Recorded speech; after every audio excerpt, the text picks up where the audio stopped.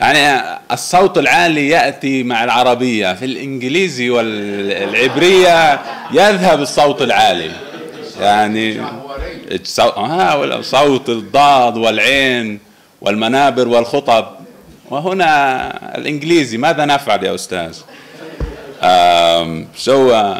Welcome back, and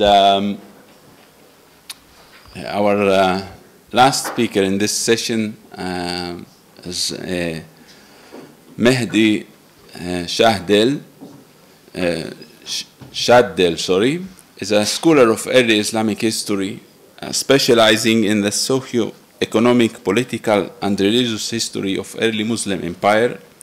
He has written on the historiographical traditions pertaining to the early history of Islam, the Qur'an, and the material culture of the early Islam, monetary and socio-economic history, as well as on late ancient religion, apocalypticism and eschatology, and comparative empires and state formation. He is currently working on 2 monograph projects, tentatively entitled The Sophianids and the Beginnings of the Second Muslim Civil War from 660 to 684, and the Rise of the Kaaba, a New History of Islam's Holy Shrine from 600 to 800, as well as a critical edition and translation of the Kitab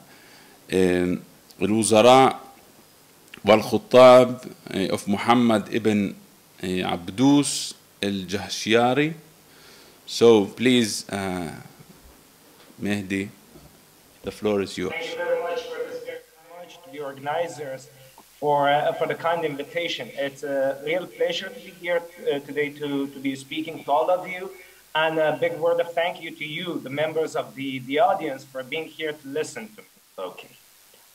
Please do let me know in the chat or something if there are any problems with my screen or anything, with my slides or anything, because I actually cannot receive any feedback from anyone here.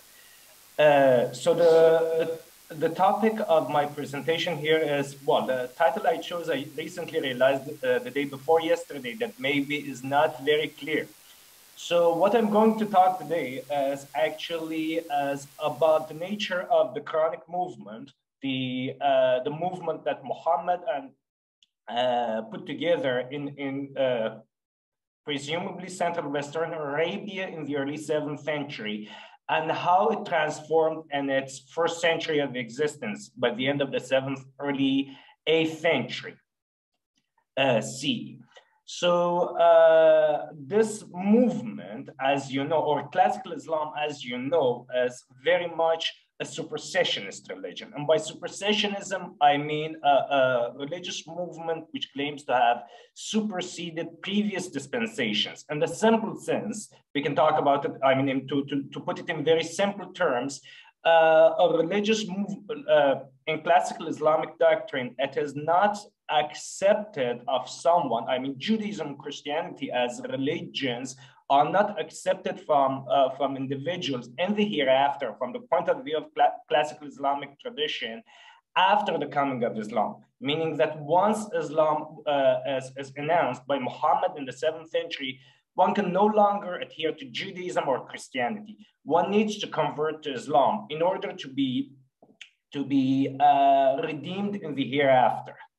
And this is actually something that not only in the classical Islamic tradition, but also already in the first Islamic century, by the end of the first Islamic century, we see abundantly in the material culture produced by the early Islamic state. Here, for example, is the image of a postal form coin issued by the Caliph Abdul Malik. The date of this particular issue is the year 79th AH. And the first issues of this kind were issued in the year 77, 2 years previous to this one. And you can see that the message on the margins of the reverse, Muhammad Rasulullah arsalahu bil huda wa din al-haq liyuzhirahu ala ad-din kullih. Muhammad is the messenger of God. He sent him with guidance and the true religion so as to make it triumphant over all other religion. So this is already on the official media produced by the early Islamic State by the end of the first Islamic century, before the end of the first Islamic century.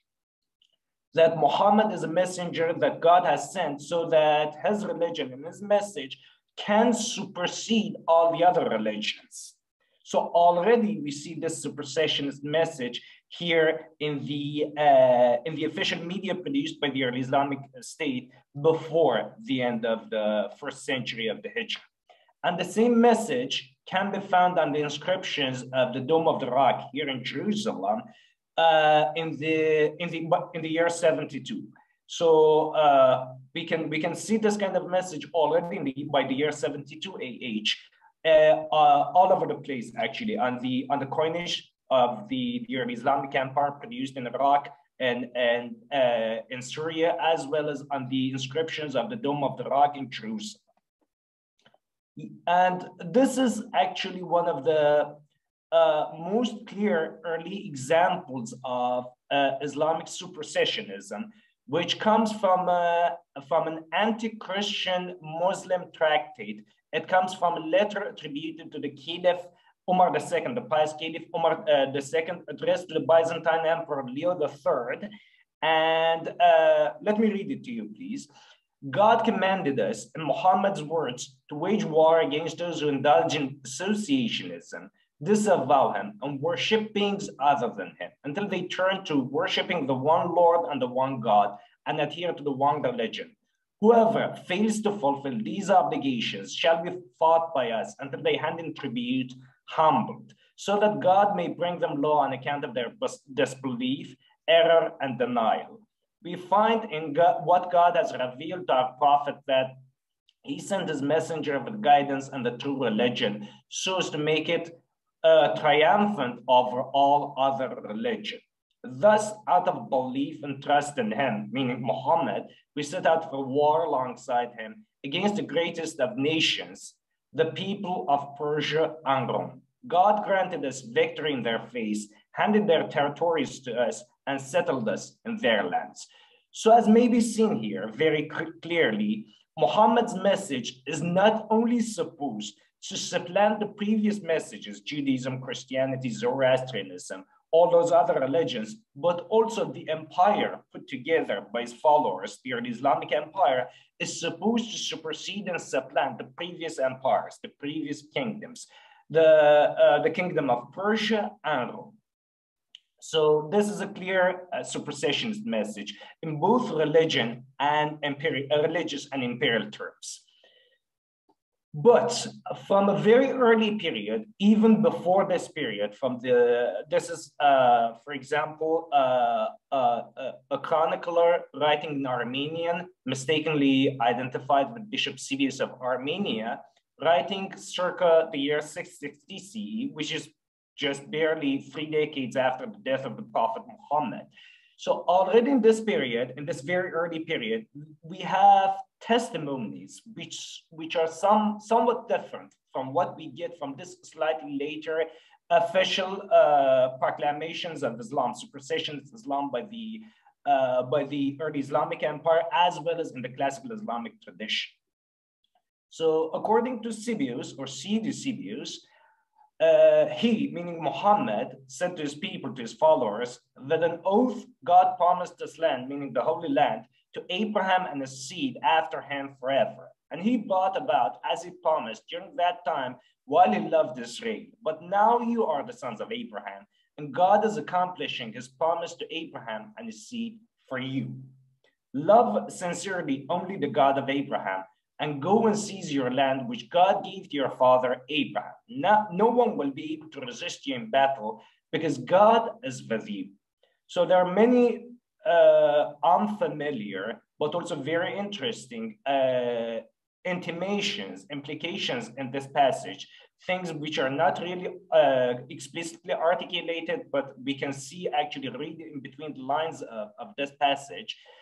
And one of them is that, well, the nature of Muhammad's message is ethnic, meaning that Muhammad's message is only intended for the children of Abraham through Ishmael. That Israel has now fallen from divine favor and Ishmael is going to supplant Israel. But this is a completely unfamiliar notion from the classical Islamic tradition. And it was testimonies like this, like that of C. Decidius, which led Shukron and Michael Cook in 1977 to hypothesize that original Islam was what they called a Hagreen, Judeo-Hagreen movement. And well, of course, this is I don't need to go into the details of what happened afterwards, but their thesis suffered a tremendous backlash on the part of the scholars of early Islam and is now by and large not accepted by mainstream scholarship. Yet there are actually some let's say insights in the book which maybe can still be redeemed, so to speak. And one of them is the ethnic, let's say, nature of the early Islamic movement. So the question that I'd like to address myself to in this talk is whether Islam initially, or rather the Quranic movement, was initially born a universalist or supersessionist religion or not. And I'd like to make a distinction here between universalism and supersessionism as well. We're going to get back to this later on. And if not, if early Islam was not supersessionist and or universalist, what was the original ambit of that message?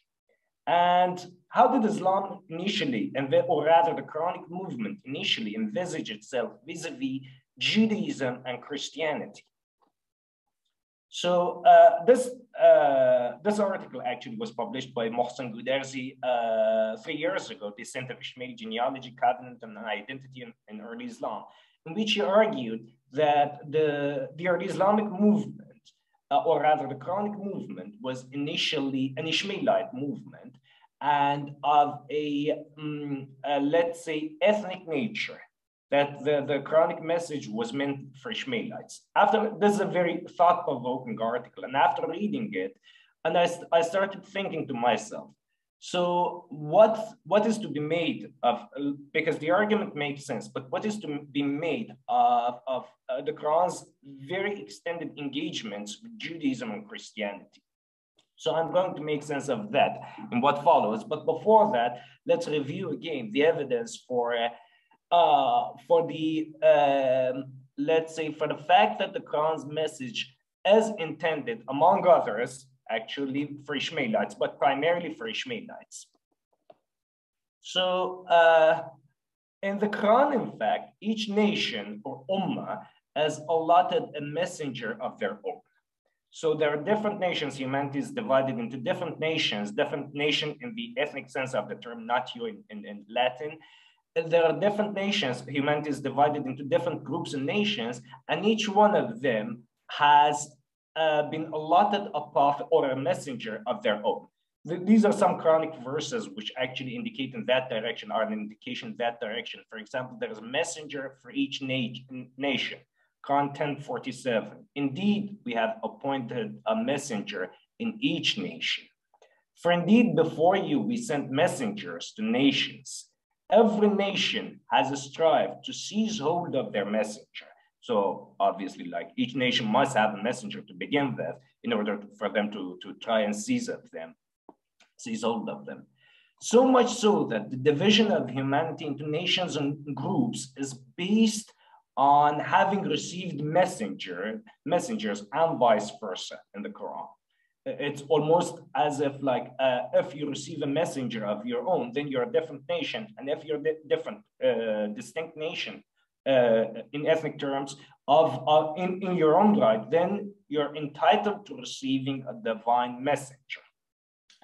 The people were one nation. Then God sent the prophets to bring good tidings and warn. So apparently it's the coming of the prophets to different groups of people that has divided people to different groups in ethnic terms, meaning nations. And then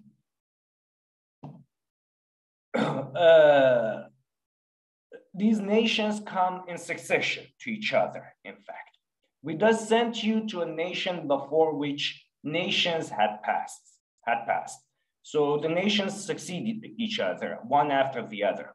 Do you not take heed how many generation or qarn we blotted out before you on account of their sins and raised up another generation in their lieu?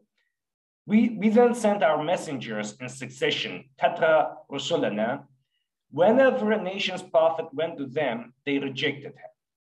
We gave Moses the book and we sent messengers one after the other, Athena, after him.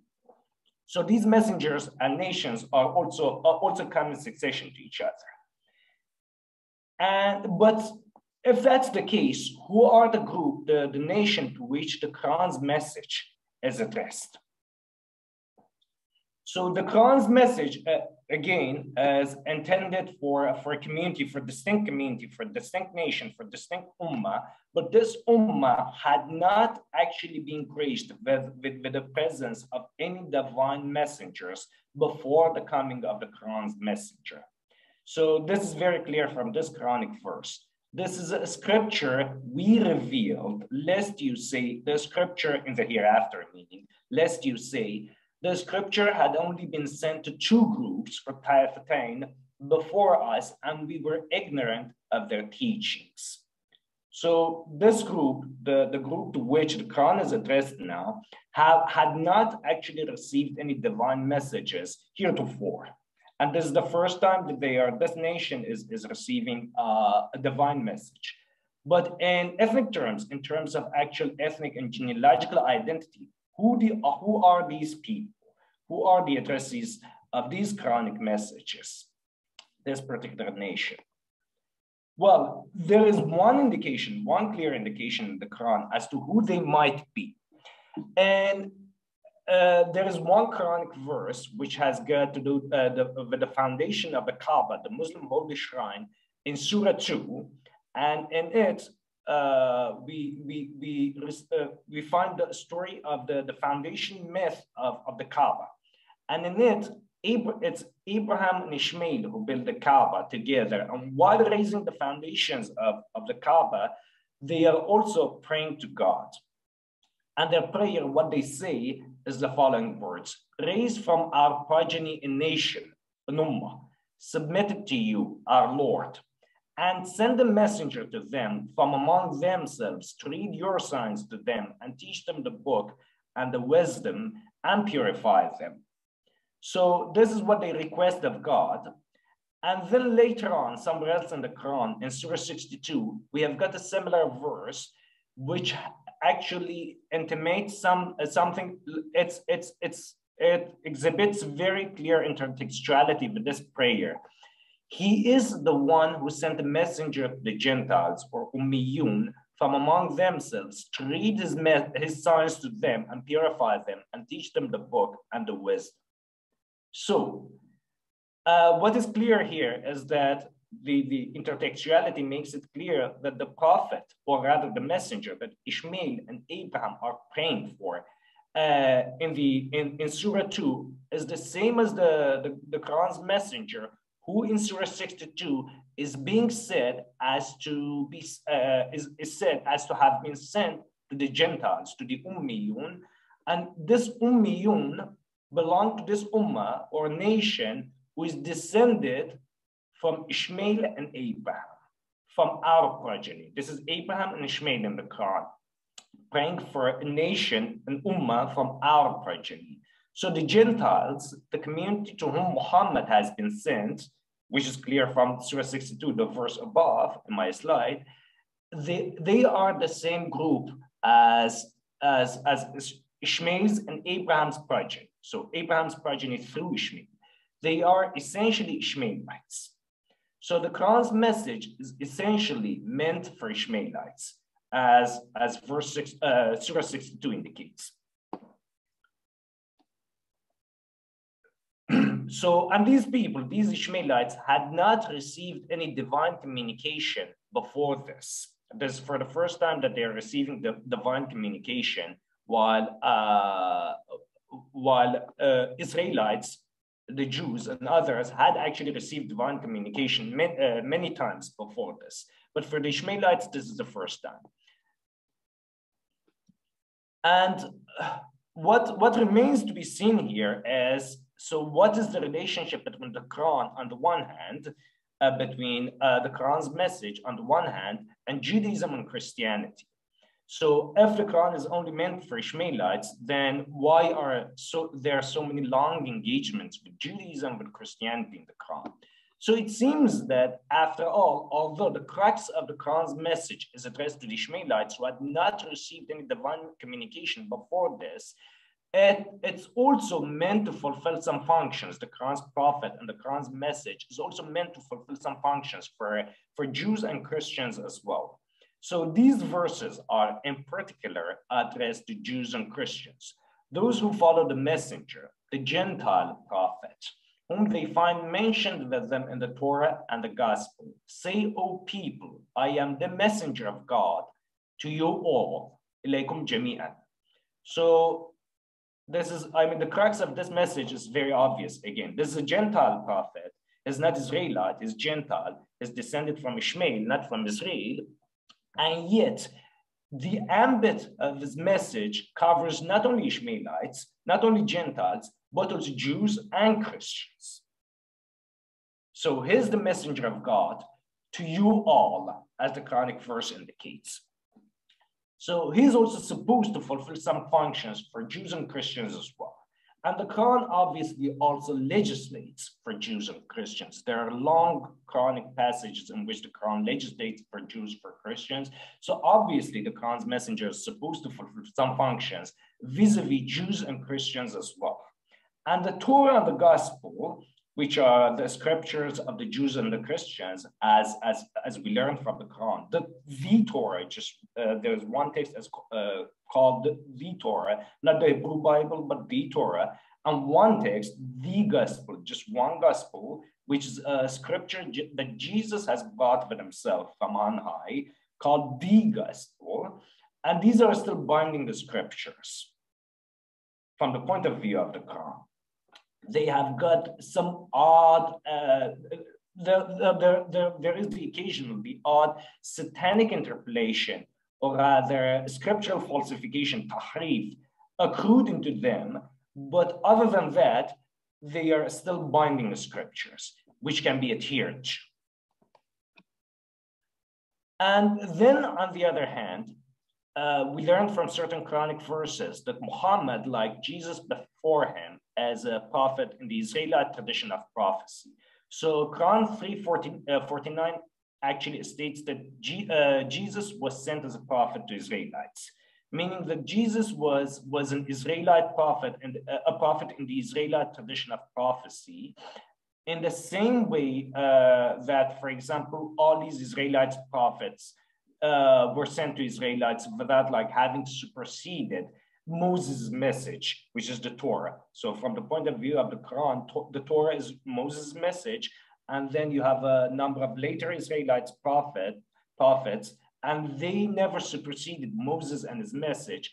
And Jesus, unlike what mainstream Christianity believes, never superseded Moses' message either. He was just one other Israelite prophet in the Israelite tradition of prophecy.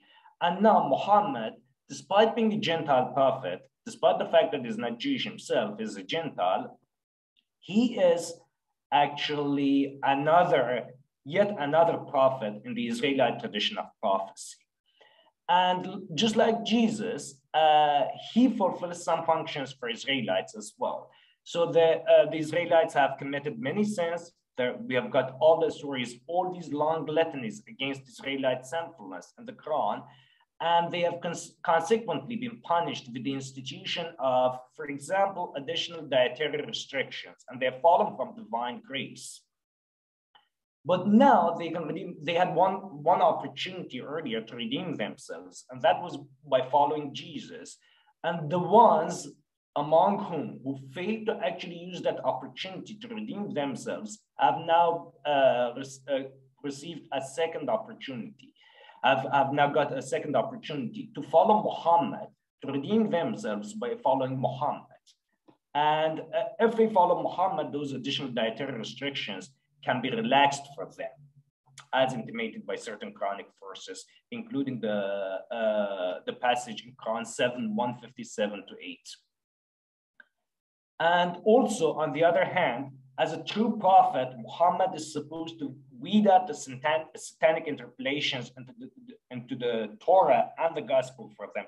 This is not something I'm going to go into detail today for you. I would like to just ask you to accept this from me for the time being. Holger Celentin and I are supposed to actually collaborate with each other on an article on this. Pending the publication of that article, I'd like to ask you to just accept this from me as a tentative statement, but this is for another day, that Muhammad is also supposed to fulfill that function, weed out the satanic interpolations into the Torah and the gospel for Jews and Christians. And finally, there is also the issue of political power.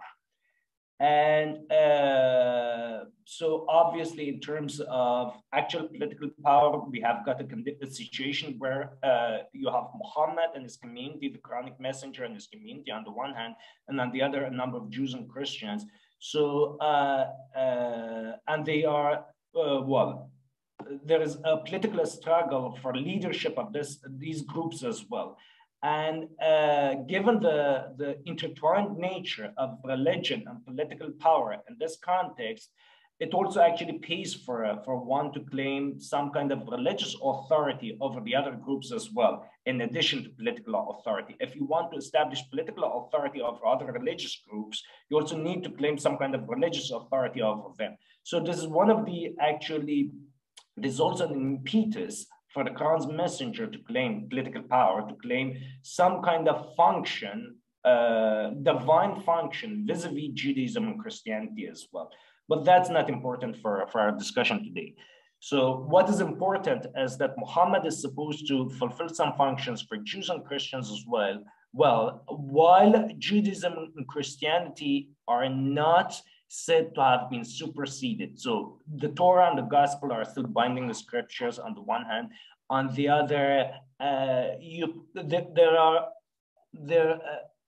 basically the Quran, what the Quran argues is that Muhammad's message is the same as the original or true form of Judaism and Christianity.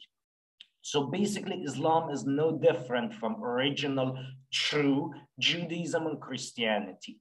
So there's no need for Islam to supersede Judaism and Christianity. The only thing which the Jews and Christians are asked of are to believe in Muhammad as just another prophet in the Israelite tradition of prophecy, although he's not an Israelite himself. And this means that technically speaking, you could still self-identify as Jewish or as Christian while also believing in Muhammad and the Quran, while also at the same time holding fast to the Torah and the gospel. So you do not need to renounce your self-identity and convert, so to speak, to something different in order, from the point of view of the Quran, if you're already Jewish or Christian. The Quran as a new message is only meant for Ishmaelites who have not received any kind of divine messages before this. For Jews and Christians, it's not a new message. It just confirms the original form of their own religions. The only thing they need to do now is that, well, there are Jews and Christians, actually almost all the Jews and Christians probably in the Quran's milieu, from the point of view of the Quran, adhere to the wrong version of Judaism and Christianity. So the only function that the Quran's messenger is supposed to fulfill for these Jews and Christians is to bring them back to the original and pure form of their own practicing, the original and pure form of their own religions. So they need to just follow him in order to be brought back to the original and pure form of their own religions. Their religions are not superseded. This is quite contrary to what we have in classical Islamic tradition, where a belief in anything other than Islam after the coming of Islam is not acceptable from one. So one needs to identify after the coming of Islam, self-identify as Muslim. So convert to Islam and self-identify as Muslim, give up to the practice of Judaism and Christianity and self-identify as Muslim in order to be redeemed in the hereafter. While here, there's no such requirement made of the Jews and Christians, not in the Quran. You only need to go back, one only needs, as a Jew or Christian, one only needs to go back to practicing the original form of one's religion. And the original form is actually being presented to them now by the Quran's messenger. So this is the original form of Islam. Or rather, from my point of view, this is how actually the core of the message of the Quran and the nature of the Quranic movement. And then, well, as we discussed in the classical Islamic tradition, we have a more supersessionist strand, actually, a more supersessionist message. So the transition from one state of affairs, meaning non-supersessionism, to the other, meaning supersessionism, must have taken place somewhere in between. Where did that happen? Well, given the evidence of official state media, which I alluded to at the beginning of my talk, probably in early Marwanid Syria. And why was that? Well, one of the clues is actually a hypothesis put forward by Khalid Yahya Blankenship in this book published in 1994. He postulated that the Islamic State, and especially the Umayyad state, was a jihad state, what he called a jihad state, which was on constant war footing, and it was meant to take over the whole world. Basically, the implication is that if as a state you're on constant war footing, intending to fight the infidels, the non-believers, forever and ever, well, that means that you're going to, or rather, ideally, you're planning to take over the whole world. But Blankenship's book actually did not produce as much evidence as one would have liked to see for this argument, and was duly taken to task by the reviewers in the reviews. Yet, I believe there is some evidence that the Islamic State, at least from some point on, had imperial ambitions, universalist ambitions of that sort, meaning it aspired to become a universal empire. And the requirements of with Islam as its imperial religion, the requirements of this universal empire, and especially in the exchange of polemics between Judaism and Christianity on the one hand and Islam on the other, required Islam to articulate itself and its message as more supersessionist than before, than the Quranic period, in the period of the Quranic movement. And this is also what we had in the earlier passage I quoted from that anti-Byzantine, anti-Christian tractate at the beginning of my talk, where we had this intertwining of the idea of a universal empire having supplanted previous universal empires, and the religion of this universal empire, meaning Islam, having also superseded the religion of the previous empires.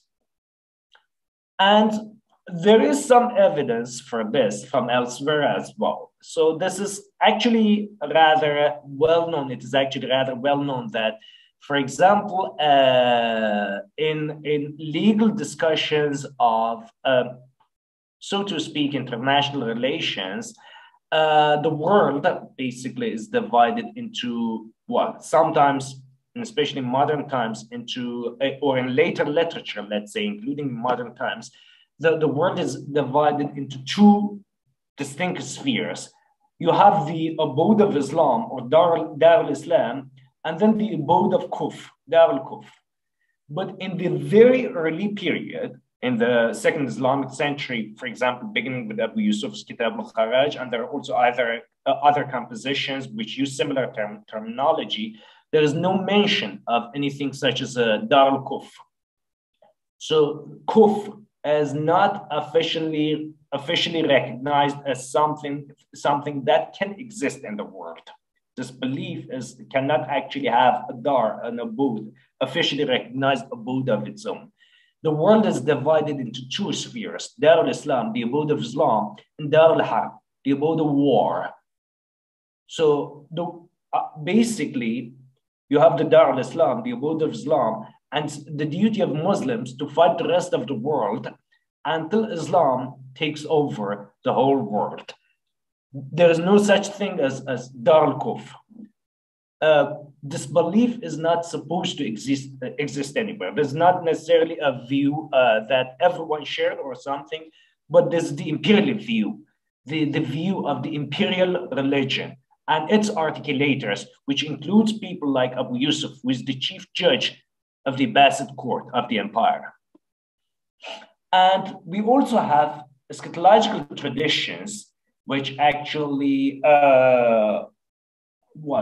intimate similar ideas and similar feelings. For example, this is a very widely attested eschatological tradition coming from early Islamic Syria in the Umayyad period, from early Umayyad Syria, which is about a group of let me read it to you. A group of my community will continue to be in the right, or al-haq, victorious of all people, and no adversary will be able to do harm to them until God's affair, or amrullah, meaning the Isktan, comes to them while they're still in that victorious state.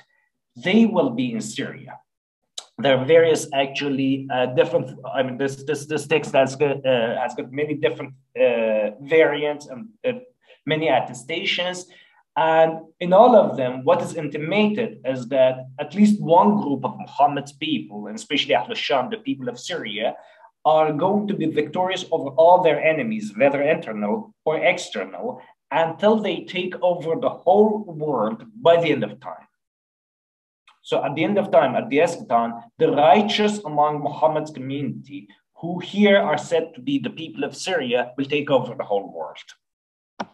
So these are the kind of ideas and the kind of milieu out of which this kind of more supersessionist, a more assertive form of Islam emerged and came into being.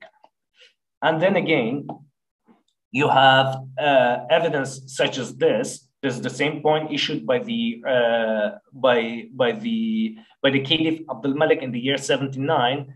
And beginning in the 70s, by the year 77, this message started to be inscribed on all coinage all over the empire and continued like this for centuries afterwards. So this is a Quranic verse, basically an adaptation of a Quranic verse on this coinage, which taken out of its context, intimates a very supersessionist message. Muhammad is the messenger of God, who sent him with guidance and the true religion so as to make it triumphant over all other religion. So, but in the actual, and I'd like to actually conclude my talk by throwing a look at the actual Quranic context of this message. This message, when taken out of context in the official media, on the official media produced by the early Islamic Empire, sounds very supersessionist, and I believe it was put into circulation with this supersessionist intent beginning in this period, in the late 60s perhaps, or early 70s, under the reign of the Caliph Abdul Malik.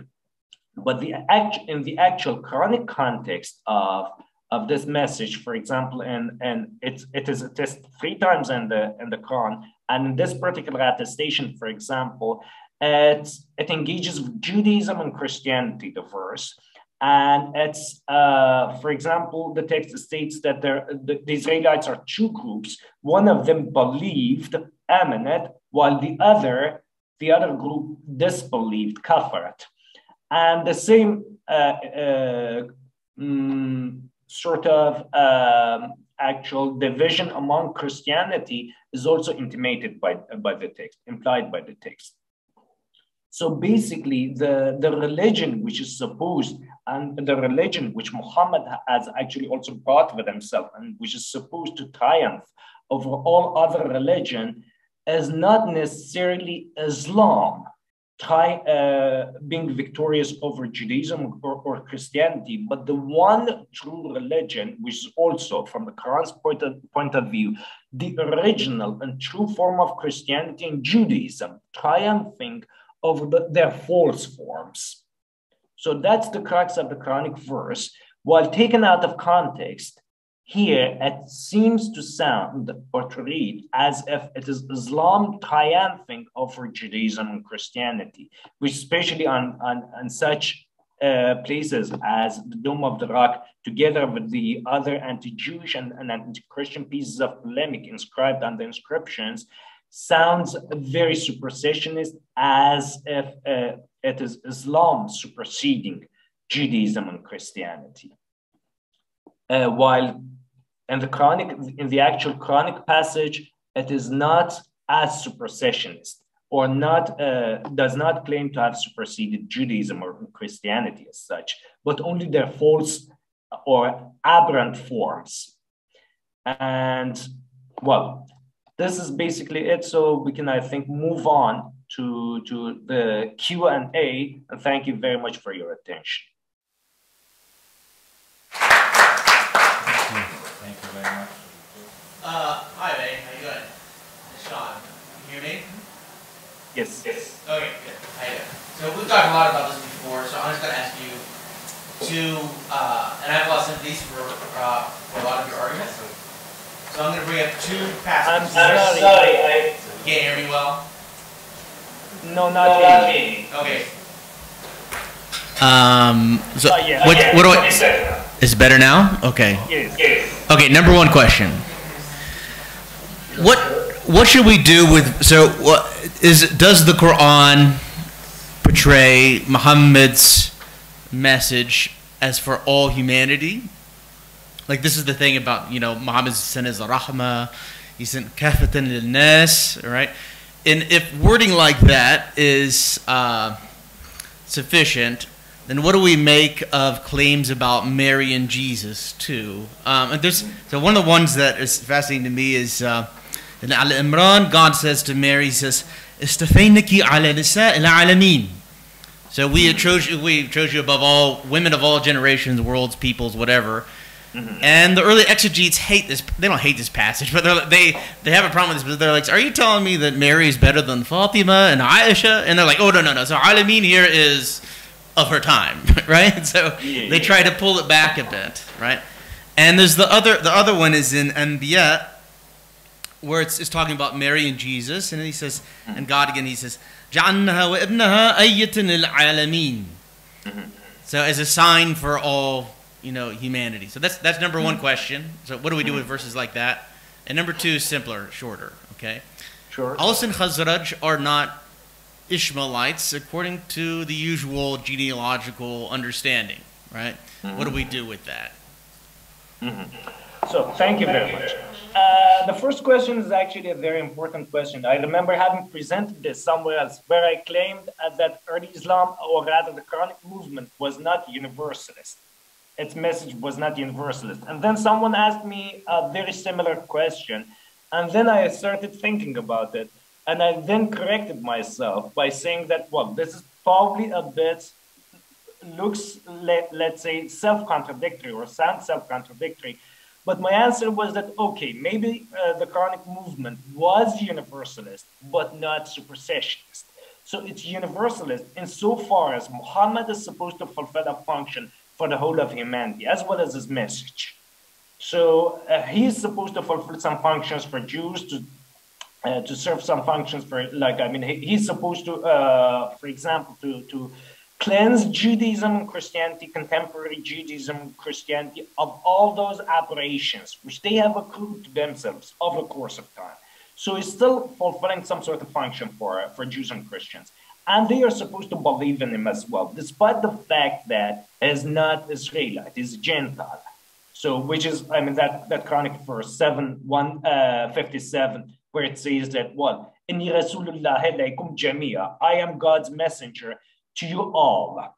So his still, like, I mean, the ambit of the message is still universal. It's a universalist message, but it's for Ishmaelites, it's supposed to be new dispensation because they have not actually received any divine messages heretofore, which is what actually that other verse, I've forgotten the number, but I showed you, it was in one of the slides, says that, well, we sent this message to you and this messenger to you so that you would not say in the hereafter, presumably, that if we were to receive any kind of divine messages like the Ta'afatain, like the two other groups, Jews and Christians before us, we would have been even more guided than them. So obviously, for this group, for the Quran's primary addressees, meaning the Ishmaelites, this is meant to be a new message. While for Jews and Christians, it's only meant to confirm the original form of their religions. But now, probably, to all intents and purposes, all the contemporary Jews and Christians, the Quran's contemporary Jews and Christians, are practicing an aberrant form of their religion. So what the Quran is claiming is that you need to follow me and my messenger in order to find out what the true form of your own religion was. So maybe this is just a gambit, it's an argument, but the effect is that it doesn't require of them to give up practicing Judaism or Christianity as such, but only that, this is the correct form of your own religion that you need to follow. And this is it. This is the correct form that I've got here for you. And so does it answer your first question?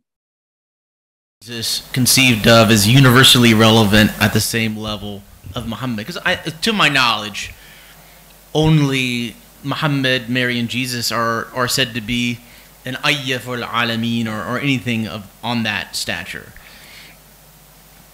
I mean, because the typical canned answer for that we tend to get is like, oh, Muhammad, this is the classical answer.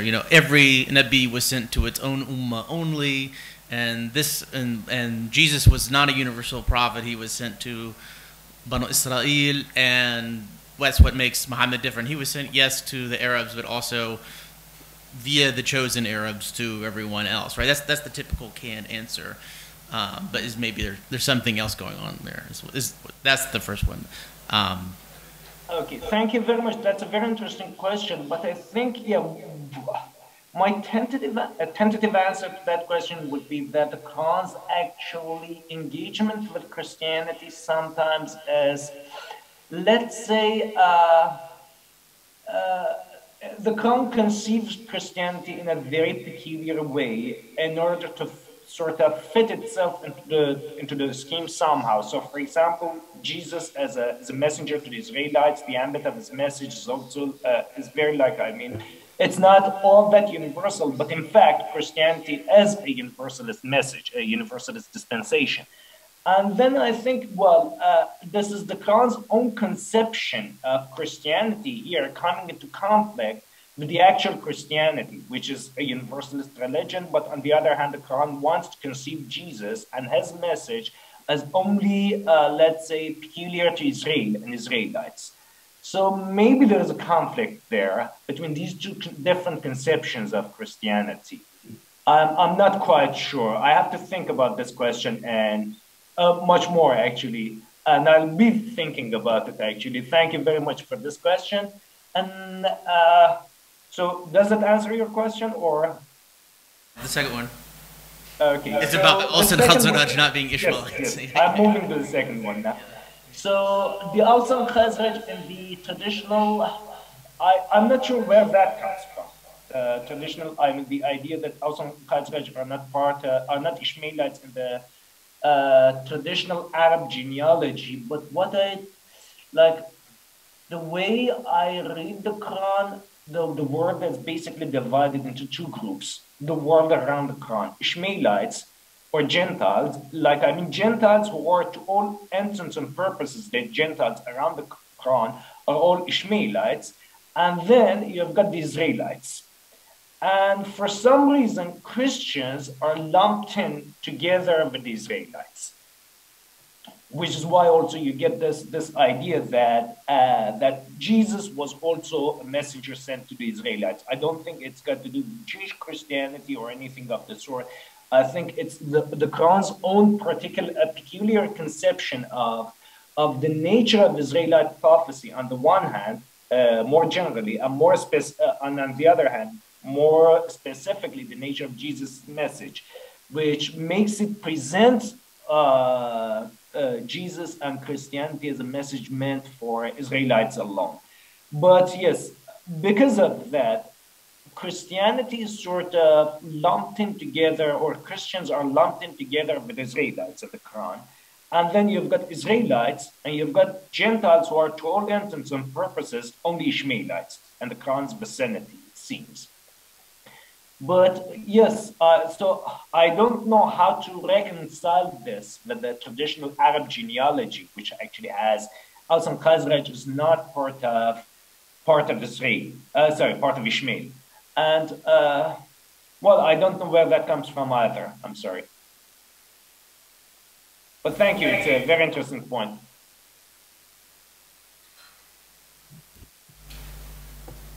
Thank you, Mai. Very interesting talk. So I have a lot of questions, but sure. Let me actually follow up on the preceding discussion. Ishmaelites. Where in the Quran, can you refer me to a verse in the Quran that identifies either the recipient of the Quranic message or the audience to whom the recipient is conveying his message as an Ishmaelite? I know that the Quran refers to Ishmael and Abraham, but where does it identify either the Rasul or the audience as Ishmaelites? So maybe I can share my screen again with you. Let's... yes. Can you see it again? So this is, it's not direct. You don't see this directly in the Quran, but there is an intertextuality. I have actually produced the intertextual parts in orange for you here.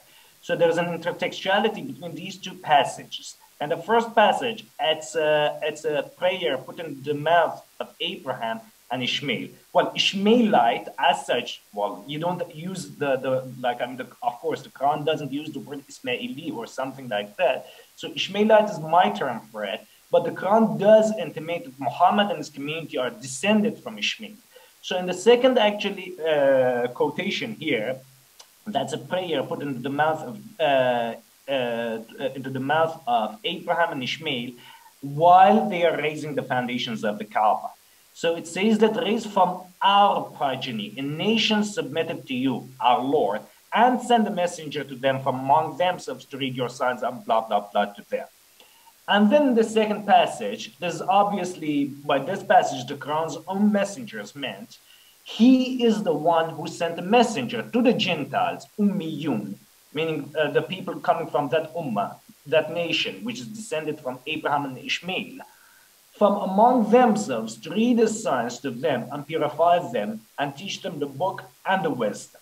So this is sending a message, the intertextuality between the two passages is obviously meant to send a message that the messenger that Abraham and Ishmael were praying for to be sent from among their progeny has now been sent.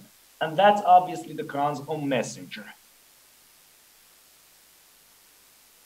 It seems to me that you're making a very subtle argument here about the Quran, inferring from those two passages that that both Muhammad and his audience are descendants of Ishmael, and I just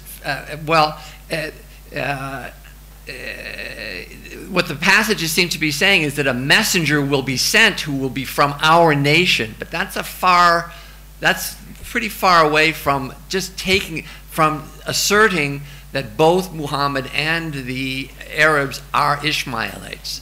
And it's not until well, and his audience. But it's not until you get to the Sirah that you get the genealogy of Muhammad in the very beginning of the Sirah. That's what makes him an Ishmaelite. At the beginning of the Sirah, you get Muhammad's pure descent from Adam, and you get the whole genealogy. But without the Sirah, it's very difficult, I think, to make the argument that either Muhammad or the audience, initial audience of the Quran, were Ishmaelites.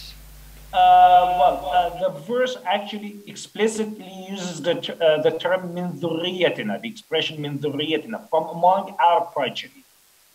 So that's very explicit in the word, in the verse.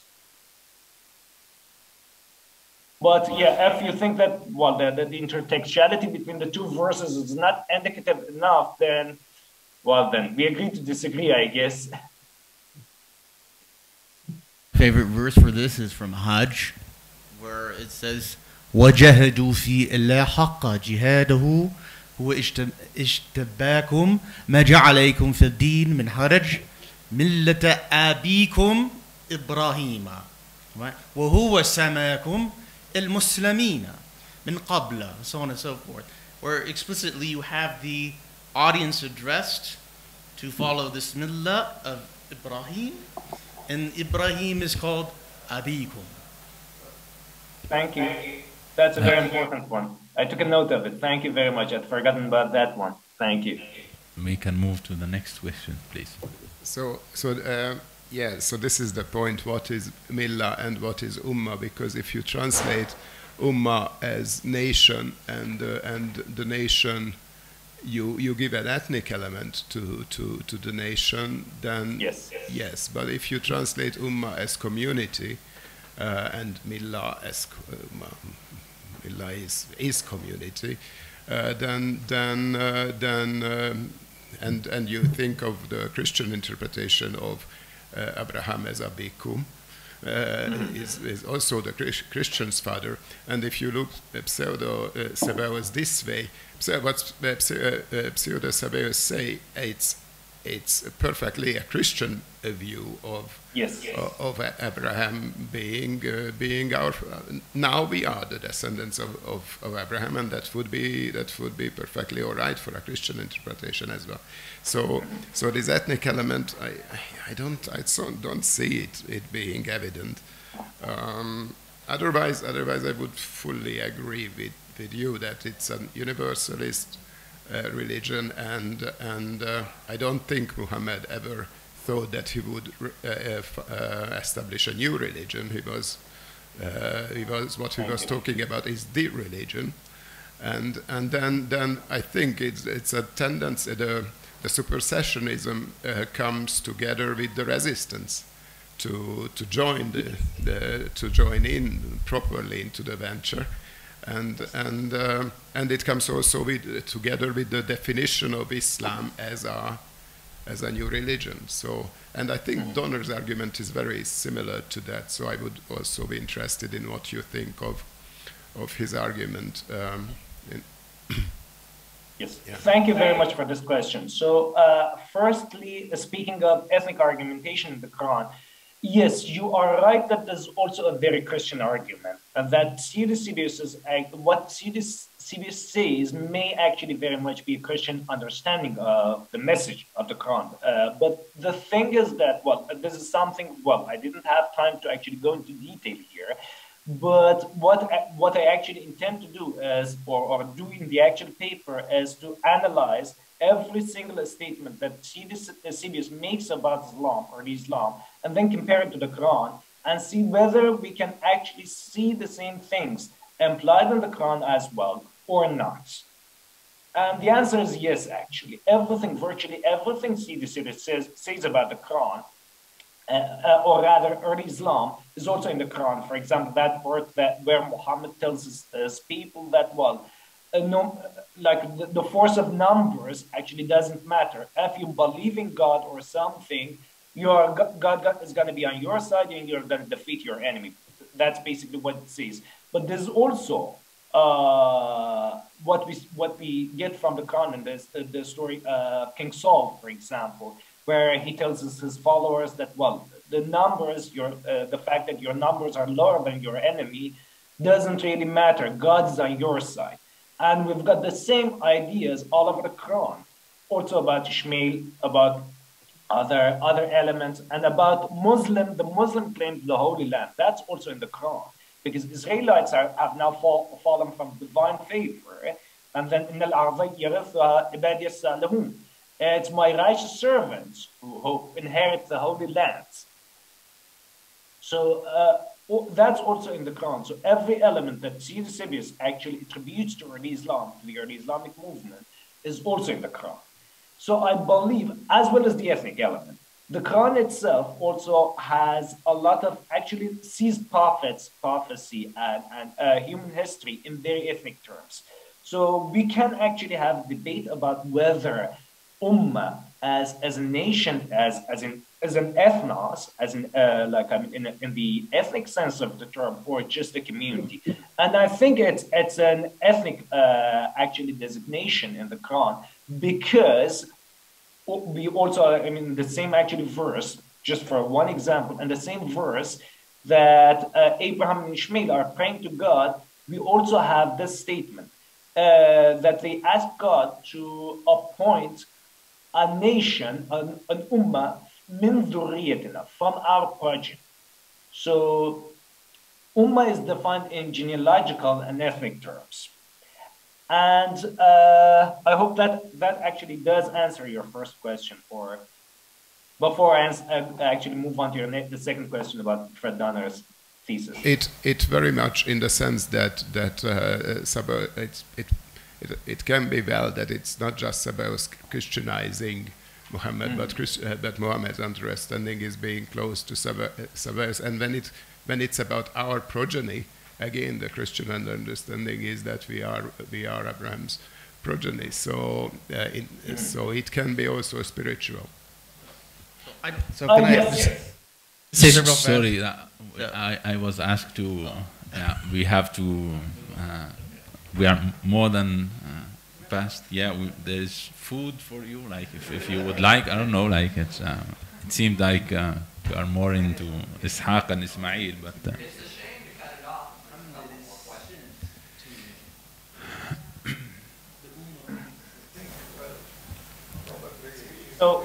off. Do you want? No. I will not be the. 5 minute dispensation. 2 minutes. It's yeah. Okay, so please. Thank you. Yeah. So, Yeah. So You have just 2 minutes. Yeah. So that's because the notion of dhurriya here is very clear that it's actually very genealogical, and there are also other passages in the Quran which indicate that the concept of nation is very much genealogical. But yes, that's also a very interesting thought, a very interesting suggestion, and I'll be thinking about it. Thank you very much. As for the second part of your question about Fred Donner's notion, I think, he never actually, neither in his book nor elsewhere, does he define what exactly he means by an ecumenical community. But to use common parlance, or the common understanding of the term ecumenical, ecumenical means that all different groups can actually coexist with each other without anyone trying to impose their view of things on the other groups. While in my conception, or my understanding of the Quran and the rise of Islam, it's quite the opposite.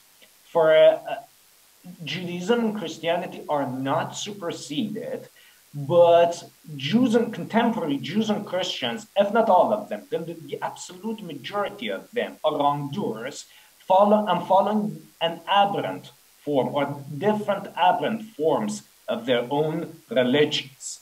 So there's only one version of Judaism and Christianity which is true, and that's the version which also the Quran has got. While Fully agree. Thank you very much. Sorry? Thank you very much. We fully agree on that. Yeah. Thank you. Just, you know, if you want, to support your argument that Judaism and Christianity are not superseded, just refer to the verses in the Quran which say that the Quran is musaddiq to what came before. And there's dozens of them. And that's, you know, makes your argument much easier. Yes, thank you very much. Yeah, absolutely. But before finishing, I'd like to apologize first and foremost. Again, I should have actually apologized at the beginning, but for some reason this medium is very inconvenient for me. And I'm really sorry if I could not actually communicate myself very clearly at times or something. It's really, I cannot actually have any kind of, like, I mean, face-to-face interaction with the audience, and this is the first time I'm actually presenting online to a live audience. So it was something of a new experience for me. So my apologies very much if sometimes, at times I seemed lost or something. No, it was clear. It was okay. You don't have to apologize. So thank you, Mehdy, for your talk. Thank you very much. Thank you for having me.